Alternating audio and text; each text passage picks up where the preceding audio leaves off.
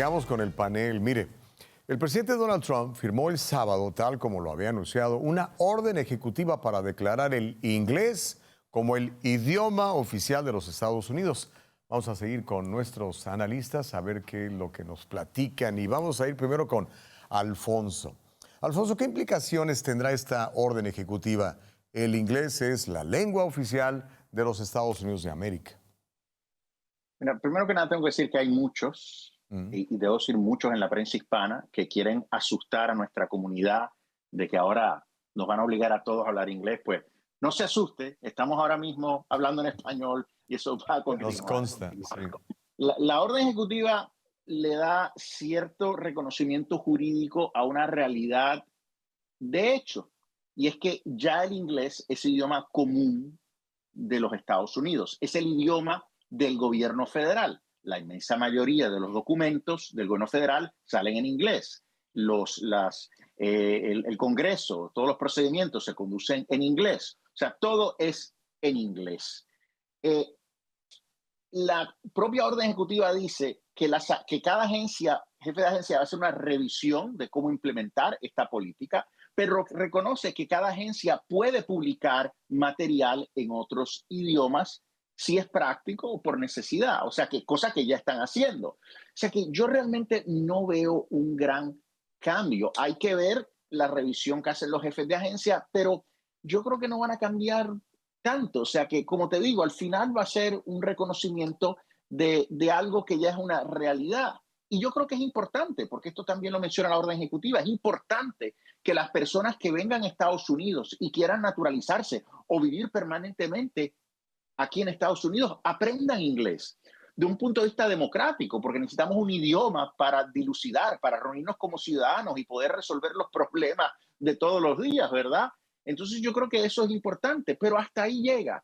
Obviamente va a haber aquellos que van a utilizar esto políticamente para tratar de conseguir el apoyo electoral de los hispanos y la izquierda ya lo está haciendo, pero yo creo que nuestro trabajo es quizás decirle a todos en la comunidad que se calmen, que esto no es nada tan descabellado como plantea la izquierda. Esto sencillamente es reconocer una realidad aquí en los Estados Unidos, que el inglés es el idioma común de la sociedad. Para que nos podamos comunicar todos. Ahora, Orlando, el asunto de la diversidad, la equidad, la igualdad, ¿qué opinas de los críticos de Trump que lo están acusando precisamente de atacar la diversidad cuando decide que la lengua oficial en los Estados Unidos es el inglés?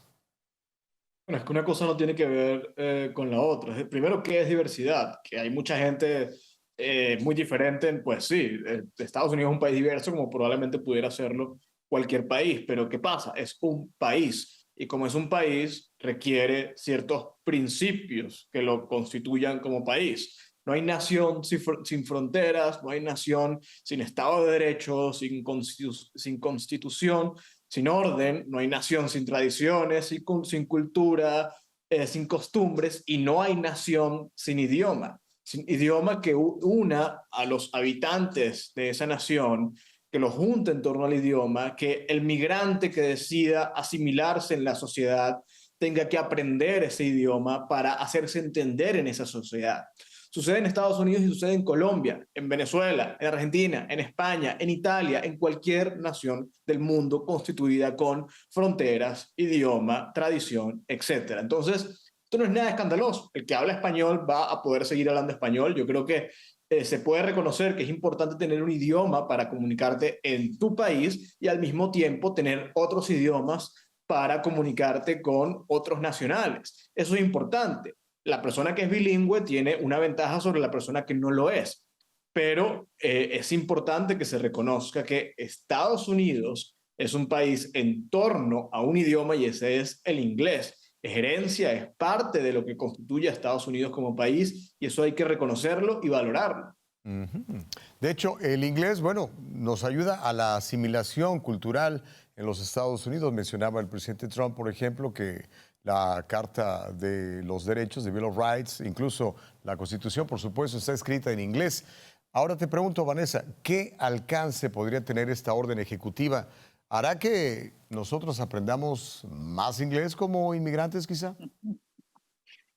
Yo creo que, pues, me da risa aquellas personas que están como poniendo tanto escándalo con esto, porque, pues, yo creo que la mayoría de los hispanos, por ejemplo, ha ido a Miami. En Miami no solo es que se hable español, sino que a veces intentas hablar inglés y te dicen: "No, pero ¿qué le pasa? Hable en español". Mm. Y todos aceptan eso, y los americanos aceptan eso. Es decir, este es un país que acepta la multiculturalidad y los múltiples idiomas en una amplia medida, y eso se puede ver muy claramente cuando uno va a Florida. Sobre el alcance entonces que esto pueda tener, pues yo no creo que vaya a tener ningún cambio práctico, la verdad. No, no creo que vaya a haber ningún cambio que ni siquiera los americanos vayan a notar, que ni siquiera los hispanos vayan a notar. Creo que es más una especie de reconocimiento del presidente Trump de decir, bueno, esto es una nación unida y unida en medio de tantas cosas que nos une a una nación, pues el lenguaje es el inglés. Y yo creo que sí hay como una parte de pronto de gente diciendo cosas que yo creo que son más como esos tuiteros que molestan a los hispanos o que molestan a tanta gente que dicen como, ya no quiero nunca más escuchar eso de para español marque asterisco, pero eso de para español marque asterisco no tiene nada que ver con esto, entonces que no se preocupen las señoras que utilizan el asterisco para hablar en español para contratar algún servicio, que no tiene nada que ver con esto, que es simplemente ganas de molestar de algunos malos tuiteros. Bueno, sigamos hablando español en el panel y hablemos ahora del jefe de Deutsche. Elon Musk estuvo recientemente en el podcast de Joe Rogan y ahí dijo sobre las razones que lo motivó a apoyar a Donald Trump. Explicó lo que él considera el plan de los demócratas de convertir a Estados Unidos en una bisagra en estados azules, incluyendo incluso a Puerto Rico, de ser convertido en un estado. Vamos a platicar de esto y le quiero preguntar a Alfonso, ¿sería Puerto Rico un estado azul en caso de que fuera la estrella número 51 en la bandera? ¿Qué es lo que opinas, Alfonso? Bueno, yo soy puertorriqueño, yo honestamente creo en la estabilidad para Puerto Rico. El problema es que siendo Puerto Rico una isla, a veces está desconectado, bueno, no a veces, siempre desconectado geográficamente, literalmente, de los Estados Unidos y está desconectado de el ambiente político nacional. Estamos en un país muy polarizado y los puertorriqueños, se ha creado una percepción de que Puerto Rico, la población, los votantes son mayormente demócratas, lo que no es cierto.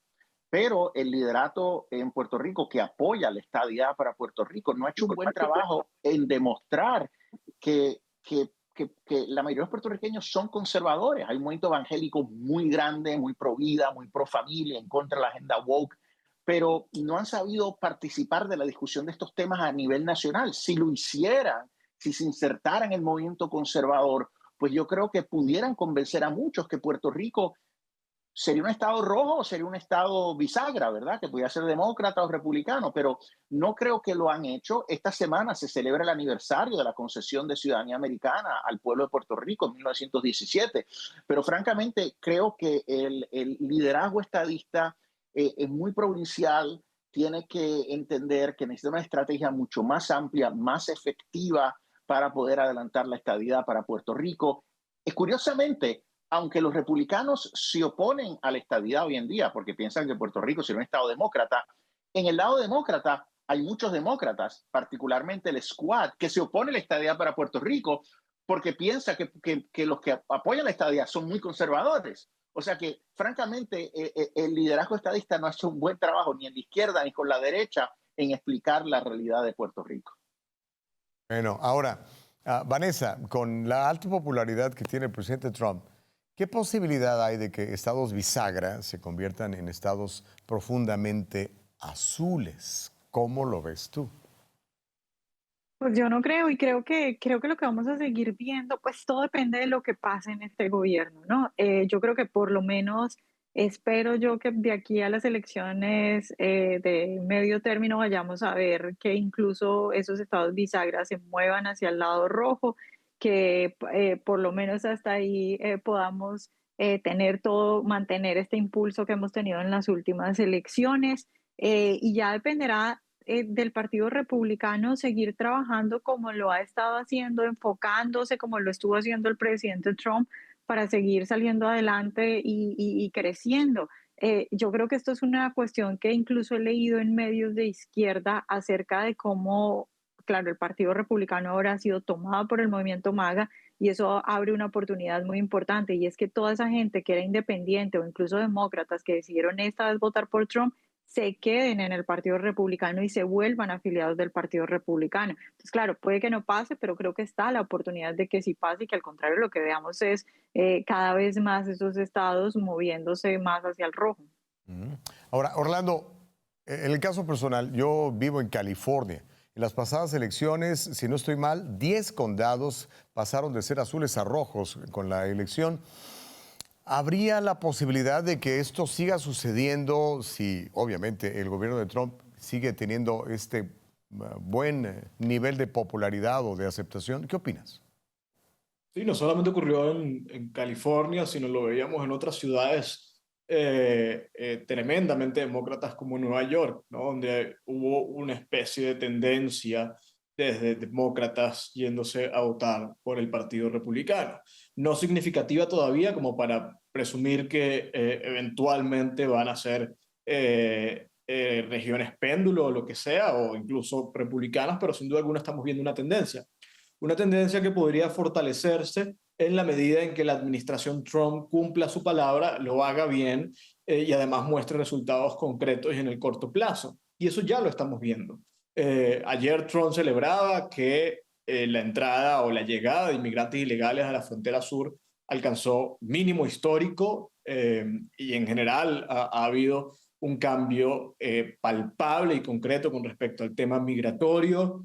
La economía está por verse, hay un plan durísimo, tremendo de vacunación, etcétera, para reducir los precios de los huevos, por ejemplo, y todas estas medidas que probablemente vayan a tener un impacto en la economía en el corto plazo. Hoy Trump anunciaba una mega inversión para desarrollar microchips, hablaba de imponer aranceles, de fomentar la industria agrícola, la industria en el país, en las granjas, etcétera. Todo esto va a tener un impacto.